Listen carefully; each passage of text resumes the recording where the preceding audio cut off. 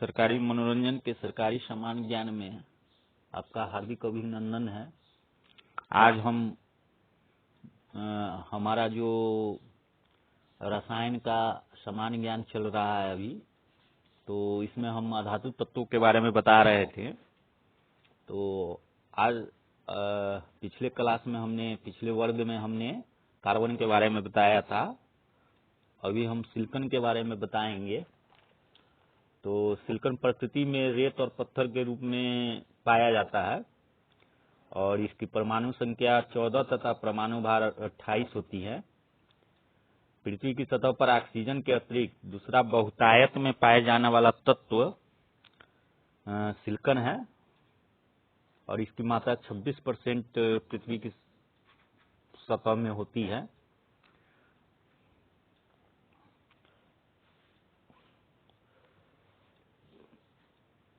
Silicon का जो उपयोग है वह कंप्यूटर चिप्स के निर्माण में, अर्धचालक उपकरणों के निर्माण में, कार्बोरेंडम के निर्माण में, मिश्र धातुओं के निर्माण में, इस्पात या लोहे के अम्ल प्रतिरोध एसिड रेसिस्टेंस बनाने में, और जो शुद्ध सिलिकॉन होता है उसका उपयोग अति चालकता में भी होता है, सुपर कंडक्टिविटी के रूप में भी होता है इसका उपयोग।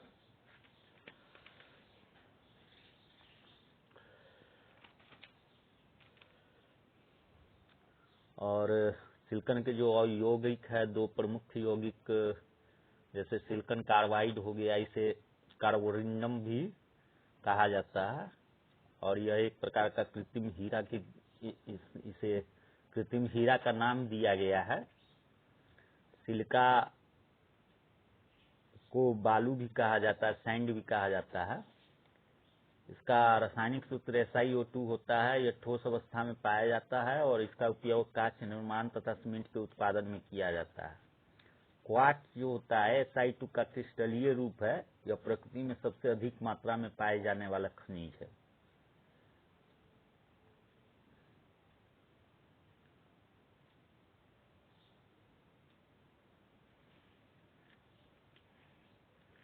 अब हम देखते हैं सिलिकॉन के बारे में जो उचित सामान्य ज्ञान था उसके बारे में हम लोगों ने जानकारी ले लिया। अब हम फास्फोरस के बारे में बताएंगे। यह एक अति क्रियाशील तत्व होता है। ये सब अधातु हैं और यही कारण कि फास्फोरस प्रकृति में मुक्तावस्था में नहीं पाए जाते हैं। और मानव का जो शरीर होता है इसमें फास्फोरस की उपस्थिति अनिवार्य है। जानवरों के हड्डियों में लगभग 56-58% कैल्शियम फास्फेट रहता है और इसका संकेत P है तथा परमाणु संख्या 15 तथा परमाणु भार 31 होती है।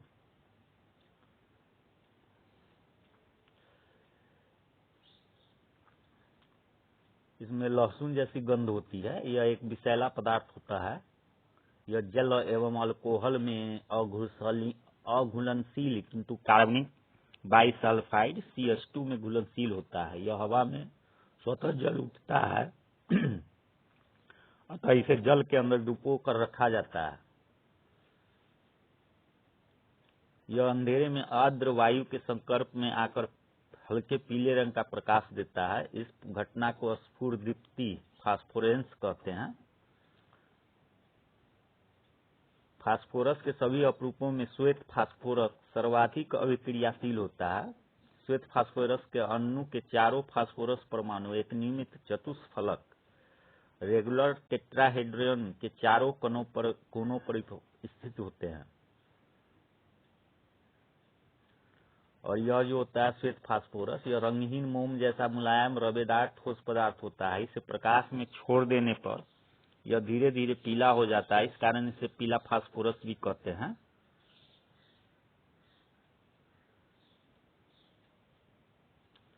और उपयोग देख लेते हैं फास्फोरसों का।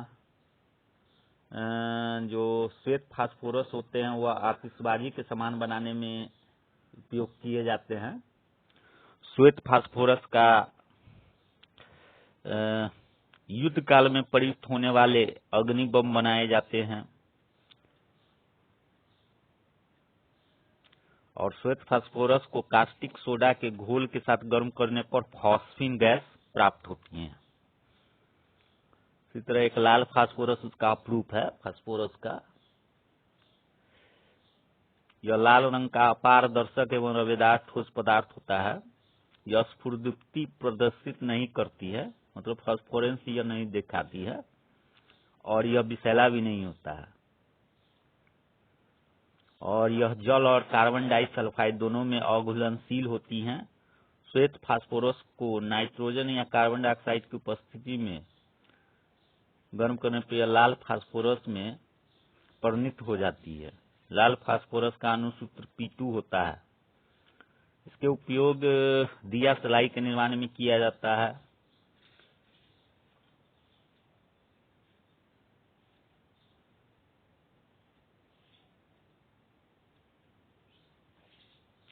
निरापद दिला सलाई सेफ्टी माचिस जो बनाए जाते हैं, उसमें चीर के लकड़ी के सलाइयों के सिरे पर potassium chlorate, red lead, antimony sulphide और गोंद का मिश्रण लगाया जाता है। फास्फोरस का उपयोग हाइपोफॉस्फाइड आदि यौगिक बलवर्धक औषधियों के निर्माण में भी होता है।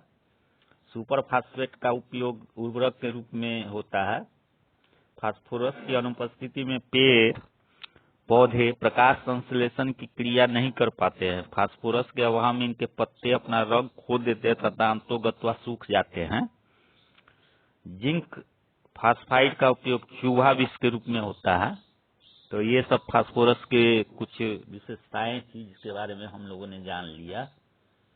अब हम लोग नाइट्रोजन के बारे में जानेंगे।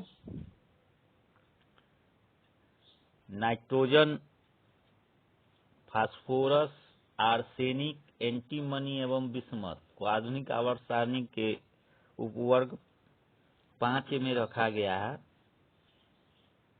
वर्ग 5 के तत्व प्रतिरूपी तत्व टिपिकल एलिमेंट अथवा सामान्य तत्व नॉर्मल एलिमेंट कहलाते हैं।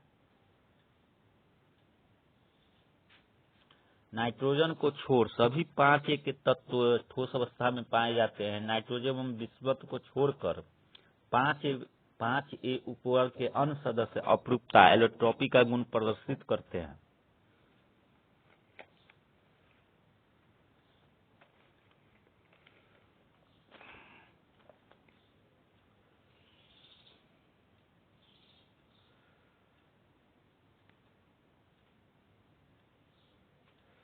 पांच के तत्वों में नाइट्रोजन और फास्फोरस अधातु तत्व जो कि आर्सेनिक और एंटीमनी उपधातु मेटलॉइड है, और अंतिम तत्व बिस्मथ एक धातु है। इसकी खोज रदरफोर्ड ने 1773 में की थी। यह एक रंगहीन गैस है। जीव जंतुओं और वनस्पतियों में यह प्रोटीन के रूप में संचित रहता है। यह गैस श्वसन क्रिया में सहायक नहीं है, जिससे नाइट्रोजन के वायुमंडल में प्राणियों की मृत्यु हो जाती है। उद्योगों में इसका प्रयोग नाइट्रिक अम्ल और अमोनिया बनाने में किया जाता है, और यह वायुमंडल में 78% तक होती हैं। इनका भाग जो है 78% है वायुमंडल में। प्रयोगशाला में अमोनिया क्लोराइड और सोडियम नाइट्रेट के मिश्रित घोल को 700 डिग्री सेल्सियस तक गर्म करने पर नाइट्रोजन गैस बनाई जाती है। नाइट्रोजन का अणु द्विपरमाणुविक, डायटोमिक एवं अध्रुवीय नॉन पोलर होती हैं। अब इसके कुछ उपयोग सब देख लेते हैं। नाइट्रोजन का जो सबसे प्रमुख व्यापारिक उपयोग अमोनिया के उत्पादन में होता है, जो अमोनिया सल्फेट नामक उर्वरक बनाने में प्रयुक्त होता है। नाइट्रोजन विद्युत बल्बों में तथा उच्च ताप मापने वाले तापमापी में भरने के काम आता है। कृत्रिम गर्भाधान के लिए भी बैल के बीड़ को द्रव नाइट्रोजन में रखा जाता है।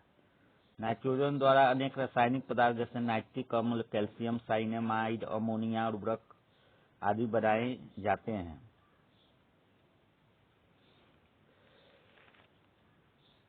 ऑक्सीजन तथा नाइट्रोजन का मिश्रण कृत्रिम श्वसन के लिए प्रयोग किया जाता है।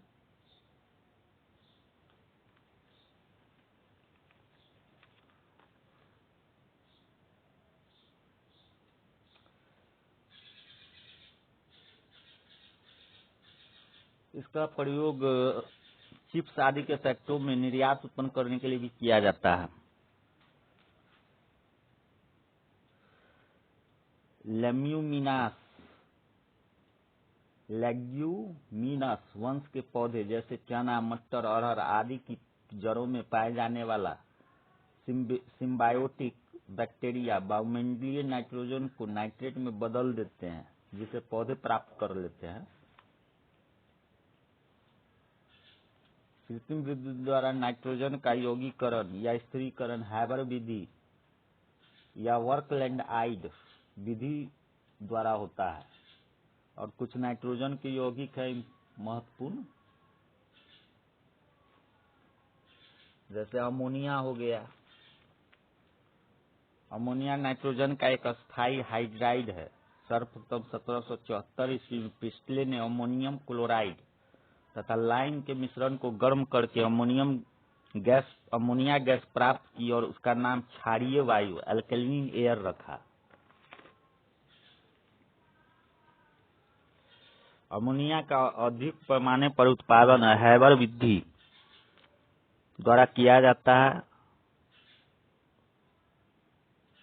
और इसके औद्योगिक उत्पादन में उत्प्रेरक के रूप में प्रायः लौह ऑक्साइड Fe2O3, जिसमें वर्धक उत्तेजक प्रोमोटर के रूप में Al2O3 एवं K2O मिश्रित रहते हैं। अब अमोनिया का कुछ उपयोग है, उसके बारे में जान लेते हैं। द्रवित अमोनिया का उपयोग रेफ्रिजरेटरों में बर्फ जमाने के काम में होता है। अमोनियम लवणों के उत्पादन में, यूरिया के निर्माण में, सफाई के काम में, चिकनाई दूर करने के लिए, ओस्टवाल्ड विधि द्वारा नाइट्रिक अम्ल तथा सोलवे विधि द्वारा सोडियम कार्बोनेट के उत्पादन में, प्रयोगशाला में प्रतिकारक के रूप में, हाइड्रोजन के उत्पादन में, अमोनिया गैस अश्रु गैस बनाने में भूमिका निभाती है। द्रव अमोनिया की बोतलों को कुछ समय तक बर्फ में रखने के पश्चात खोला जाता है, क्योंकि द्रव अमोनिया का वाष्प दाब वेपर प्रेशर अधिक होता है। उसी तरह एक दूसरा यौगिक है नाइट्रोजन का नौसादर, जिसको कहते हैं अमोनियम क्लोराइड है, इसको नौसादर कहा जाता है और इसका समान सूत्र NH4Cl होता है नौसादर का, अमोनियम क्लोराइड का। और इसका उपयोग जो होता है, माने नौसादर का उपयोग जो होता है शुष्क बैटरियों में धातुओं को जोड़ने के पहले उसकी सतह साफ करने में, प्रयोगशाला में प्रतिकारक के रूप में, बर्तनों में कलई करने में, औषधि निर्माण में आदि सब में इसका उपयोग होता है। उसी तरह अब है एक नाइट्रिक अम्ल, जिसे नाइट्रिक एसिड कहेंगे, और ये 3 विधि से उत्पन्न किए जाते हैं। ओस्टवाल्ड विधि, वर्कलैंडआइड विधि और वक्र विधि के द्वारा नाइट्रिक अम्ल का उत्पादन होता है। इसका उपयोग सोने एवं सिल्वर को शुद्ध करने में होता है, माने नाइट्रिक अम्ल से सोना और सिल्वर को शुद्ध करते हैं। तांबा, पीतल, कांसा आदि के ऊपर चित्र बनाने या नाम लिखने में। डायनामाइट, पिक्रिक अम्ल TNP, try nitrotoluene TNT, try nitrobenzene TNB आदि विस्फोटकों के निर्माण में नाइट्रिक अम्ल का उपयोग किया जाता है।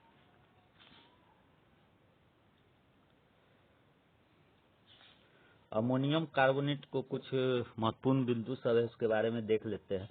अमोनियम कार्बोनेट को स्मेल्टिंग साल्ट कहते हैं। सीधा कैल्शियम साइनामाइड CaCN2 को नाइट्रोलियम कहते हैं। इसका उपयोग उर्वरक के रूप में किया जाता है। कार्बन डाइसल्फाइड के साथ नाइट्रिक ऑक्साइड को मिश्रित कर उसका उपयोग फ्लैश फोटोग्राफी में किया जाता है। कैल्शियम नाइट्रेट को CaNO3 ट्वाइस को नॉर्वेजियन सॉल्ट पीटर कहते हैं। सोडियम नाइट्राइट NaNO3 को चिली साल्ट पीटर कहा जाता है। इसे शांत सल्फ्यूरिक अम्ल के साथ गर्म करने पर नाइट्रिक अम्ल बनता है। हाइड्राजीन का प्रयोग रॉकेट ईंधन के रूप में होता है। अमोनियम क्लोराइड तथा क्लोरोस्टेनिक अम्ल के शांत विलयन से प्राप्त लवण को पिंक लवण, पिंक सॉल्ट कहा जाता है।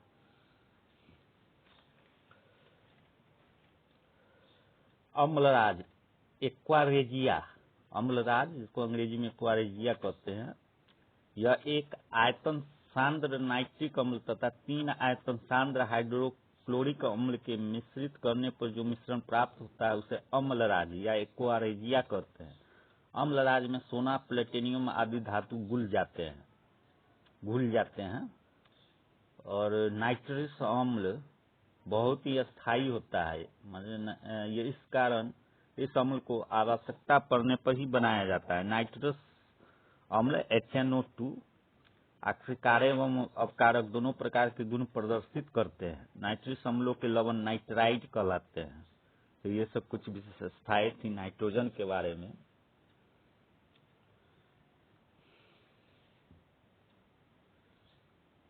तो आज का विषय वस्तु को यहीं पर हम विराम देते हैं और फिर अगले वर्ग में हम कुछ और नए अधातु तत्वों के बारे में, कुछ और अधातु तत्वों के बारे में परिचर्चा प्रस्तुत करेंगे। तो अब इसके साथ ही हम इस वर्ग को यहीं पर समाप्त करते हैं। जय हिंद।